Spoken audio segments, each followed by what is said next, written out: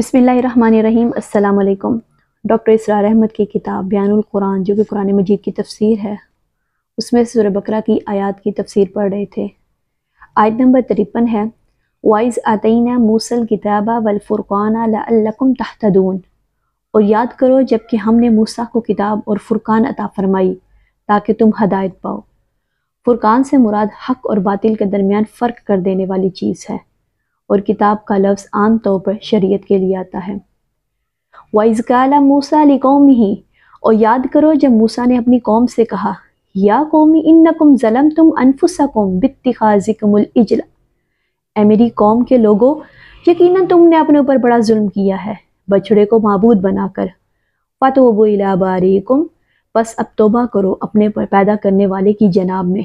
फ़क़्तुलू अनफुसकुम, तो कत्ल करो अपने आप को।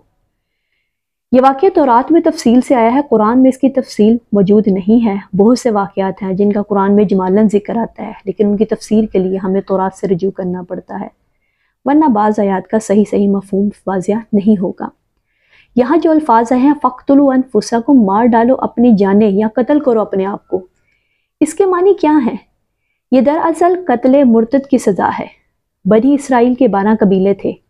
हर कबीले में से कुछ लोगों ने यह कुफ्र और शिरक किया कि बछड़े को माबूद बना लिया, बाकी लोगों ने ऐसा नहीं किया। बनी इसराइल को हुक्म दिया गया कि हर कबीले के वो लोग जो इस शिरक में मुलविस नहीं हुए, अपने अपने कबीले के उन लोगों को कत्ल करें जो इस कुफ्र और शिरक के मुर्तकिब हुए। तो फ़क़्तुलू अनफुसकुम से मुराद ये है कि तुम अपने कबीले के लोगों को कत्ल करो, इसलिए कि कबायली ज़िंदगी बड़ी हसास होती है और किसी दूसरे कबीले की मुदाखलत से कबायली असबियत भड़क उठने का अंदेशा होता है।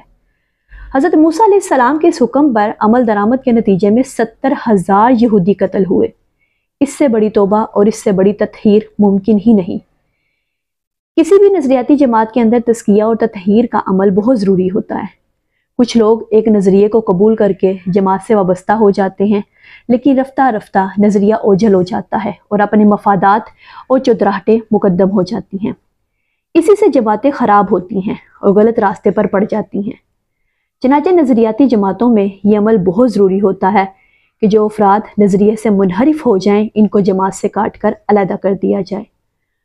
कुरान हकीम के इस मुकाम पर कत्ल मुर्तद की सज़ा साबित होती है, जबकि कत्ल मुर्तद का वाज़ेह हुक्म हदीस नबी सल्लल्लाहु अलैहि वसल्लम में मौजूद है।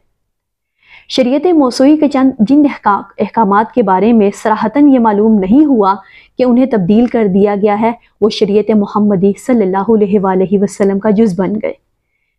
शादीशुदा ज़ानी पर हद रिजम का मामला भी यही है। कुरान मजीद में हद रिजम की कोई सरी आयत मौजूद नहीं है, लेकिन अहादीस में ये सज़ा मौजूद है। इसी तरह कुरान मजीद में मुर्तद के कत्ल की कोई आयत मौजूद नहीं, लेकिन यह हदीस और सुन्नत से साबित है। अलबत्ता इन दोनों सज़ाओं का मंबा और माखिज़ दरअसल तौरात है। इस एतबार से कुरान हकीम का ये मुकाम बहुत अहम है। अक्सर लोग यहाँ से बहुत सरसरी गुजर जाते हैं। बनी इसराइल जब मिस्र से निकले तो उनकी तादाद 6 लाख थी। जजीरा नुमाए सीना पहुँचने के बाद उनकी तादाद मज़ीद बढ़ गई और उनमें से 70,000 अफराद को शिरक की पादाश में कत्ल किया गया, और हर कबीले ने जो अपने मुर्तद थे अपने हाथों से कत्ल किया। ज़ालिकुम खैरुल्लकुम इंदा बारीकुम, यही तुम्हारे लिए तुम्हारे रब के नज़दीक बेहतर बात है। फताब अलैकुम, तो अल्लाह ने तुम्हारी तौबा कबूल कर ली।